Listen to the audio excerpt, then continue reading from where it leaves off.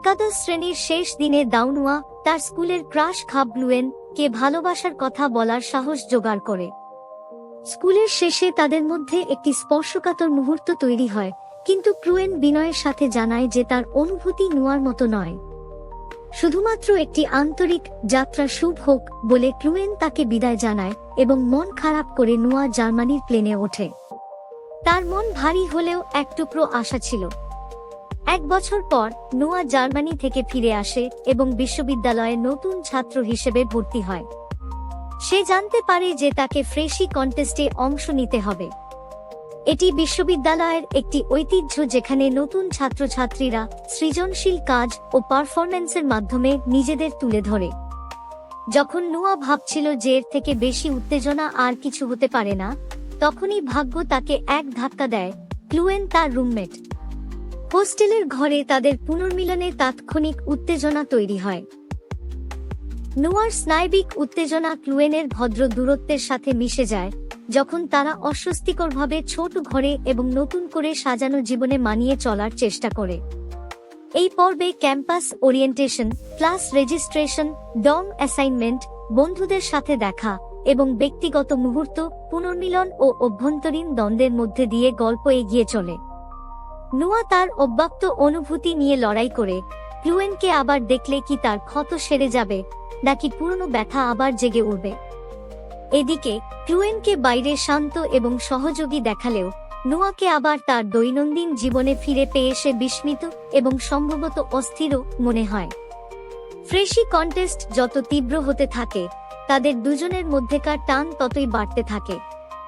গভীর রাতে হোস্টেলের আড্ডা, সাধারণ কিন্তু আবেগপূর্ণ কথোপকথন এবং ক্ষণিকের চোখের দেখা দুজনের মধ্যে রয়ে যাওয়া অনুভূতির ইঙ্গিত দেয়।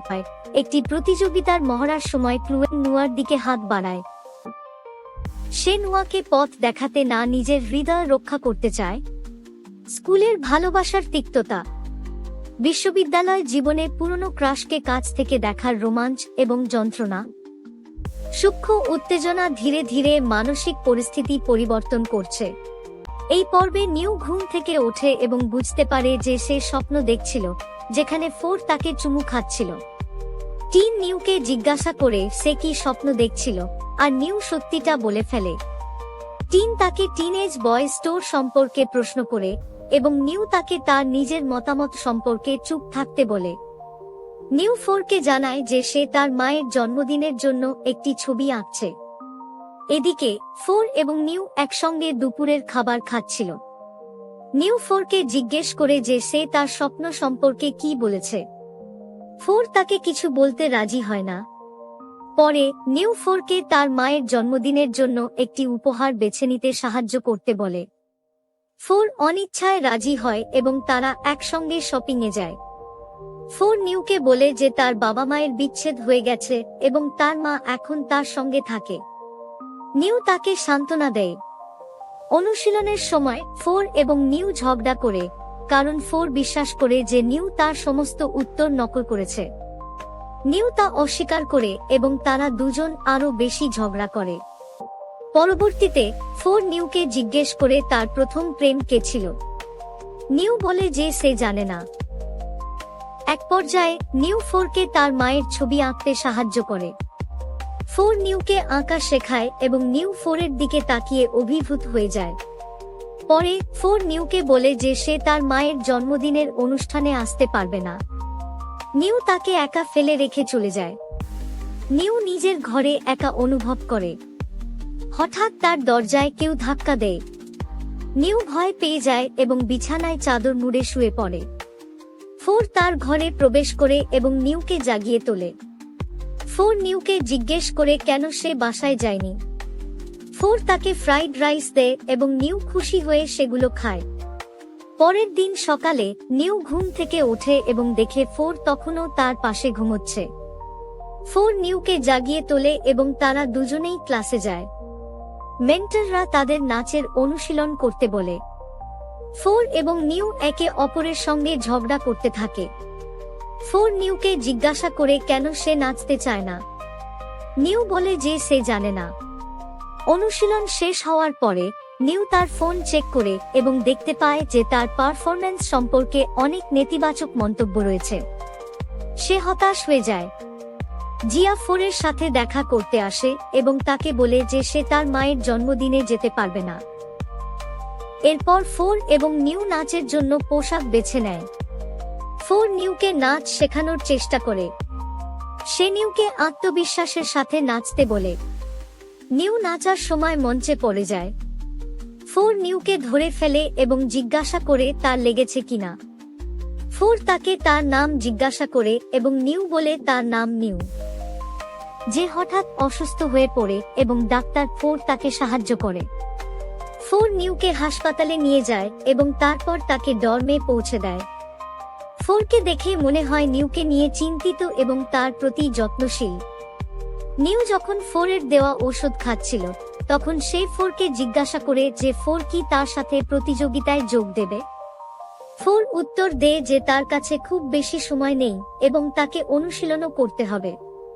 পরের দৃশ্যে ফোর তার বন্ধুদের সাথে একটি পার্টিতে যায়, যেখানে সে জানতে পারে যে নিউ অসুস্থ বোধ করা সত্ত্বেও প্রতিযোগিতায় অংশ নেবে।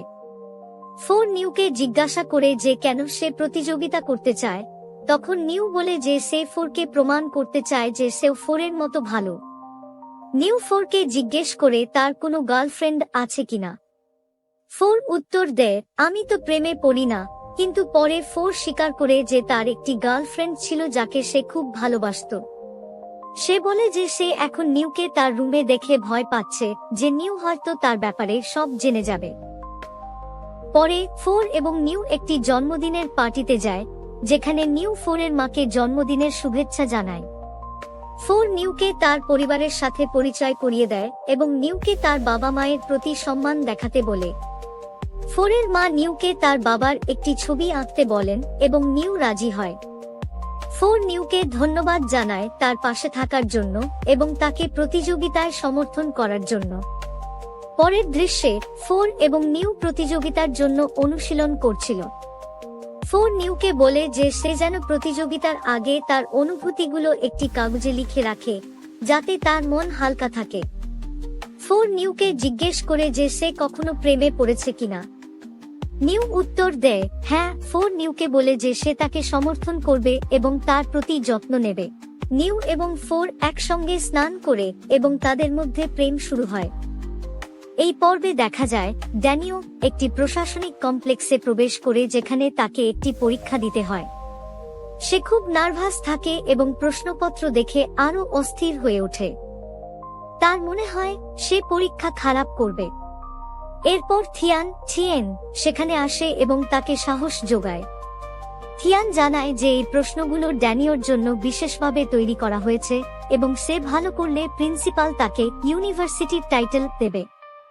ড্যানিও পরীক্ষার হলে খুব একা বোধ করে। সে ভাবে থিয়ান কি শুধু তাকে ব্যবহার করছে। থিয়ান তাকে জানায় সে যদি কোনো সমস্যায় পড়ে তাহলে তাকে মেসেজ করতে পারে, থিয়ান তার জন্য সবসময় আছে। কিন্তু ড্যানিও বিশ্বাস করতে পারে না যে থিয়ান সত্যি তার পাশে আছে। পরে থিয়ান জানায় সে ড্যানিওর জন্য ফুল এনেছে এবং সেগুলো ড্যানিওরই পাওয়া উচিত, কিন্তু ড্যানিও সেগুলো গ্রহণ করতে চায় না। থিয়ান তাকে বোঝায় লোকে হয়তো তাকে খারাপ চোখে দেখছে, কিন্তু থিয়ান বিশ্বাস করে যে ড্যানিও খুব ভালো। থিয়ান ড্যানিওকে তার জীবনের সব খারাপ স্মৃতি ভুলে গিয়ে নতুন করে শুরু করতে বলে। এরপর ড্যানিও এবং থিয়ান দুজনেই একটি রিসোর্টে যায়। সেখানে তারা বিভিন্ন সমস্যা ও ভুল বোঝাবুঝির সম্মুখীন হয়। ড্যানিও জানতে পারে যে থিয়ান অসুস্থ, কিন্তু থিয়ান তাকে আশ্বস্ত করে যে সে ঠিক আছে।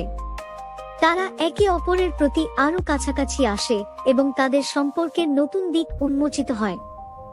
এই পর্বে থিয়ান এবং ড্যানিওর সম্পর্ক একটি গুরুত্বপূর্ণ মোড় নেয়। তারা একে অপরের প্রতি তাদের অনুভূতি প্রকাশ করে এবং একে অপরের প্রতি সহানুভূতি ও সমর্থন দেখায়। থিয়ান ড্যানিওকে বোঝানোর চেষ্টা করে যে সে তার পাশে আছে এবং তাকে কখনো একা ছাড়বে না। গত পর্বে আমরা দেখেছি যে সবাই লেফট উইং রিসোর্টে যায়। ড্যানিও সেখানে সুন এর কাছে আসে এবং নিজের হতাশার কথা জানায়। সান ড্যানিওর হাত ধরে বলে যে সে ড্যানিওর সব দুঃখ দূরে ফেলে দেবে। ড্যানিও সানকে তা দূরে ফেলে দিতে বলে এবং শান তা করতে উদ্যত হয়, যা দেখে ছেয়ান সেখান থেকে চলে যায়। পরে সান ড্যানিওকে জিজ্ঞাসা করে সে কোথায় যাচ্ছে। ড্যানিও বলে যে সে হাঁটতে যাচ্ছে এবং সানের সাথে ব্রিজে যায়। ব্রিজে বসে ড্যানিও সানকে জিজ্ঞাসা করে এই জায়গাটির নাম কি। শান বলে এর নাম কিরান, কারণ তার বাবা ছোটবেলায় তাকে এই নামটি রাখতে বলেছিলেন। ড্যানিও বলে যে সে এমন কাউকে পছন্দ করতে চায় যাকে সে সরাসরি বলতে পারবে যে সে তাকে ভালোবাসে না। শান বলে যে সেও একই কাজ করেছে। ড্যানিও বলে যে সে এমনটা করতে পারে না, কারণ অতীতে প্রত্যাখ্যাত হওয়ার অভিজ্ঞতা তার কাছে খুব কঠিন ছিল এবং সে চায় না এমন অভিজ্ঞতার মুখোমুখি হোক। শান ড্যানিওকে বোঝায় যে ফাহ হয়তো তাকে পছন্দ করবে না। ড্যানিও তখন ফাহকে ফোন করার কথা হবে, কিন্তু শান তাকে থামায়। শান বলে যে সে ড্যানিওর জন্য খুশি যে সে অবশেষে সঠিক পথ বেছে নিয়েছে। ড্যানিও তখন শানকে জিজ্ঞাসা করে যে সে কি ফাহকে পছন্দ করে। শান উত্তর না দিয়ে ড্যানিওকে তার অতীত ভুলে এগিয়ে যেতে বলে। ড্যানিও এবং থিয়ান পরে একটি সুইমিং পুলে বসে কথা বলে। থিয়ান ড্যানিওকে তার অনুভূতি নিয়ে দ্বিধা না করে সঠিক সিদ্ধান্ত নিতে বলে।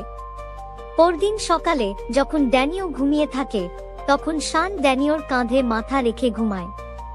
এই পর্বে ড্যানিও, শান এবং থিয়ানের মধ্যে একটি জটিল ত্রিভুজ প্রেমের সম্পর্ক দেখা যায়। ড্যানিও তার অনুভূতি নিয়ে দ্বিধায় ভোগে, যেখানে শান এবং থিয়ান দুজনেই ড্যানিওর প্রতি তাদের ভালোবাসা প্রকাশ করে। শান ড্যানিওকে চুম্বন করে, যা তাদের সম্পর্কের ভবিষ্যৎ নিয়ে নতুন প্রশ্ন তৈরি করে। যেখানে থিয়ান ড্যানিওকে চুম্বন করে, ড্যানিও থিয়ানকে ধাক্কা দিয়ে দূরে সরিয়ে দেয় এবং বলে যে সে এমন পরিস্থিতিতে বিরক্ত। থিয়ান তাকে বোঝানোর চেষ্টা করে যে সে ড্যানিওকে কতটা ভালোবাসে এবং তাকে ছাড়া বাঁচতে পারে না। সে ড্যানিওকে অন্য কারো কাছে নিজেকে না দিতে অনুরোধ করে। ড্যানিও উত্তর দেয় যে থিয়ান তাকে অনেক দিন ধরে বিরক্ত করছে এবং সে থিয়ানের এই পুরনো অনুভূতিগুলো নিয়ে ভাবার জন্য সময় চায়। ড্যানিও বাড়িতে ফিরে তার বন্ধুদের সাথে কথা বলে এবং তাদের কাছে থিয়ানের হঠাৎ করে বদলে যাওয়ার কারণ জানতে চায়। সে হতাশ হয় যে থিয়ান একসময় তাকে ফাহ এর সাথে সম্পর্ক গড়তে বলেছিল, আর এখন নিজেই তার সাথে ফ্লার্ট করছে। ড্যানিও বুঝতে পারে না থিয়ান নিজেকে কি ভাবে। পরদিন ড্যানিওর বন্ধুরা জানতে পারে যে ড্যানিও এবং থিয়ান একে অপরকে চুম্বন করেছে। তারা ড্যানিওকে এ বিষয়ে প্রশ্ন করে এবং ড্যানিও তা স্বীকার করে। তারা ড্যানিওকে থিয়ানের সাথে সরাসরি কথা বলার পরামর্শ দেয়। ড্যানিও থিয়ানের বাড়িতে গিয়ে দেখে যে থিয়ান অসুস্থ। থিয়ান ড্যানিওকে বাইরে বসে কথা বলার প্রস্তাব দেয়। থিয়ান ড্যানিওকে জানায় যে সে এবং জিয়া একাদশ শ্রেণীতেই ব্রেকআপ করেছিল। থিয়ান বলে যে ড্যানিও তাকে উপলব্ধি করতে সাহায্য করেছে যে ভালোবাসা কি।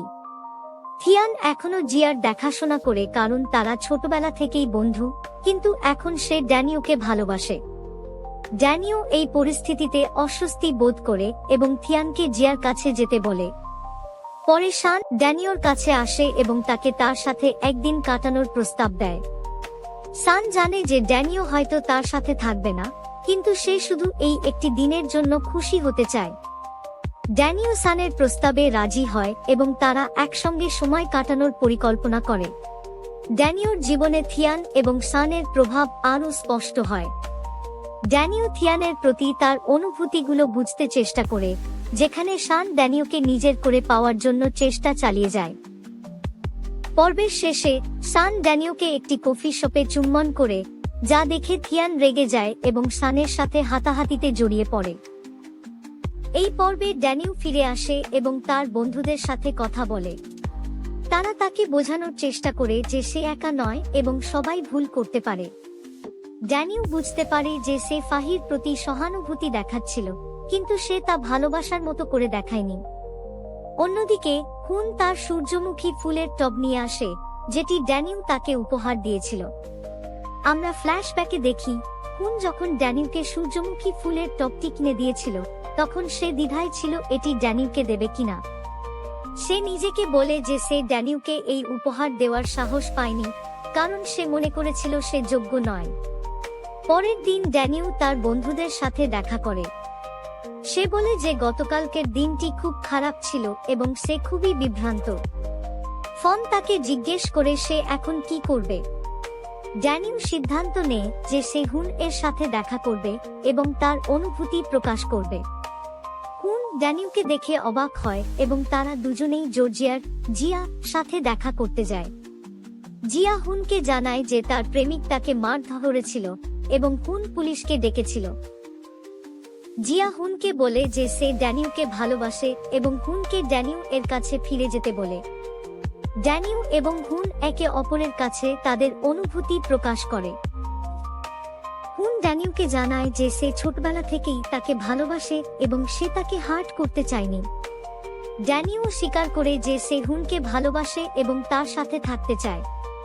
তারা একে অপরকে চুমু খায়। কলেজে ফিরে আসার পর ড্যানিউ এবং হুন তাদের বন্ধুদের সামনে প্রকাশ্যে তাদের ভালোবাসার কথা জানায়। তাদের বন্ধুরা তাদের নিয়ে মজা করে এবং তাদের সম্পর্ককে সমর্থন করে। ড্যানিউ এবং হুন একসাথে নতুন জীবন শুরু করার সিদ্ধান্ত নেয়। দানু ও টুন দীর্ঘদিনের ভুল বোঝাবুঝির পর একে অপরের প্রতি তাদের অনুভূতি প্রকাশ করে। দানু টুনের কাছে তার অতীতের ভুলের জন্য ক্ষমা চায় এবং টুন তাকে ক্ষমা করে। টুন স্বীকার করে যে সে দানুকে ভালোবাসে এবং দানুও তার ভালোবাসার প্রতিদান দেয়। তারা একে অপরের প্রতি তাদের গভীর অনুভূতি প্রকাশ করে এবং তাদের সম্পর্ক আরো মজবুত হয়। এদিকে টুন তার পড়াশোনা নিয়ে ব্যস্ত থাকায় দানু তাকে সময় দিতে না পারার জন্য ক্ষমা চায়।